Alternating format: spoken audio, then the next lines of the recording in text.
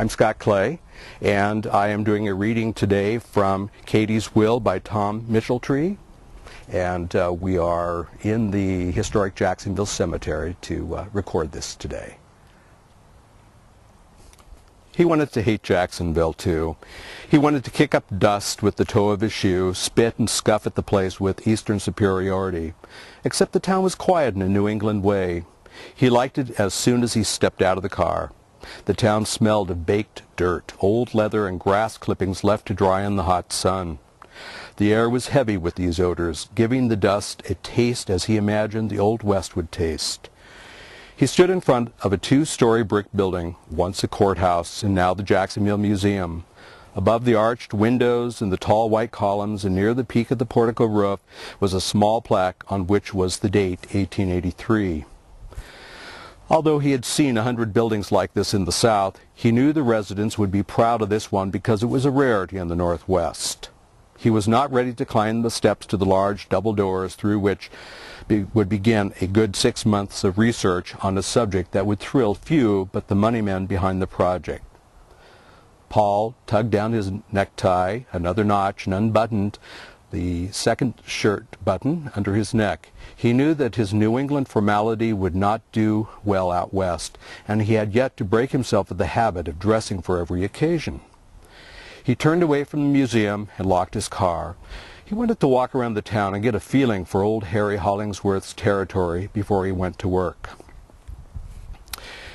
In the museum he would find bits and pieces of the life of Dr. Harry Hollingsworth. Some of it in writing, much of it in medical equipment he had left behind. But Paul would not find the bits and pieces of life that would make good reading in a book. No, he would have to kick the slats out of Jacksonville to do that. Even then, he wasn't sure what he would have. He climbed the steps to the museum and entered the double doors, feeling confident that he would end up with a worthwhile book. Old Myrtle Lee, the first curator of the Jacksonville Museum, and then Mary Hanley after her, had done their work well.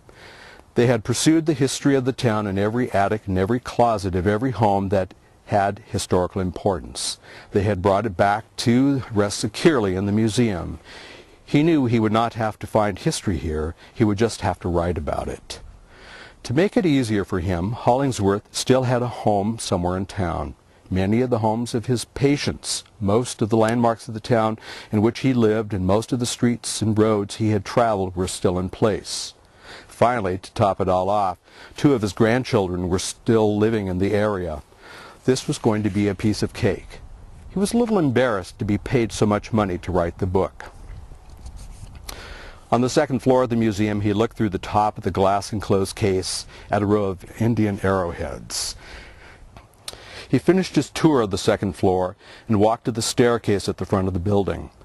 The steps dropped to a landing and then split into 2 staircases that curled back down to the main lobby. He followed the curve to the left and concentrated on his feet as they tapped their way down the marble steps. He was halfway down when for no reason he looked up. He stared into the eyes that kicked the wind out of his lungs. She was an incredible creature. Her eyes were brighter blue than any eyes should be, almost as if the painter of her portrait had invented a color that did not exist, that could not exist, even if it did glow on the canvas. These were the bold eyes. They were bold eyes set wide on the face, round with expression. They seemed to say that she was interested in him and him alone. A slight twist to the lips suggested the amusement she felt because he, like a fool, stood there thunderstruck. The tilt of her head made it clear, though, that he was not the first to feel this way. She had an arrogance in that tilt that suggested she expected nothing less of him than stunned surprise. He sat down on the steps. Here, hanging on the wall, was a portrait of a woman who embodied the conception of perfect beauty. Her perfection was such in his mind that even the strands of long blonde hair that had escaped from the pile on the top of her head